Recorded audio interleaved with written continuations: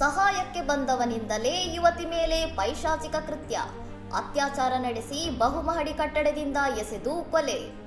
ಒಡಿಶಾದ ಜಗತ್ಸಿಂಗ್ಪುರದಲ್ಲಿ 23 ವರ್ಷದ ಯುವತಿಯನ್ನು ಮದುವೆಯಾಗುವುದಾಗಿ ನಂಬಿಸಿ ಕರೆಸಿಕೊಂಡ ಪ್ರಿಯಕರ ಏಕಾಂತ ಸ್ಥಳದಲ್ಲಿ ಅತ್ಯಾಚಾರವೆಸಗಿ ಬಸ್ ನಿಲ್ದಾಣದಲ್ಲಿ ಬಿಟ್ಟು ಪರಾರಿಯಾಗಿದ್ದಾನೆ.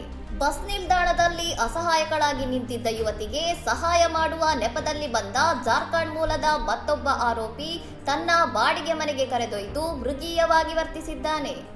ಕಟ್ಟಡದ ಛಾವಣಿಯ ಮೇಲೆ ಯುವತಿಯ ಮೇಲೆ ದೌರ್ಜನ್ಯ ಎಸಗಿದ ಕಾಮಪಿಶಾಚಿ ಪುರಾವೆ ನಾಶಪಡಿಸಲು ಆಕೆಯನ್ನು ಮೇಲಿನಿಂದ ಕೆಳಕ್ಕೆ ಎಸೆದು ಕ್ರೂರವಾಗಿ ಹತ್ಯೆ ಮಾಡಿದ್ದಾನೆ. ಫೆಬ್ರವರಿ 22ರಂದು ನಾಪತ್ತೆಯಾಗಿದ್ದ ಯುವತಿಯ ಶವ ಮಾರನೇ ದಿನ ಪತ್ತೆಯಾಗಿದ್ದು, ಸಂತ್ರಸ್ತೆಯ ಸಹೋದರ ನೀಡಿದ ದೂರಿನ ಮೇರೆಗೆ ಪೊಲೀಸರು ತನಿಖೆ ಚುರುಕುಗೊಳಿಸಿದ್ದರು.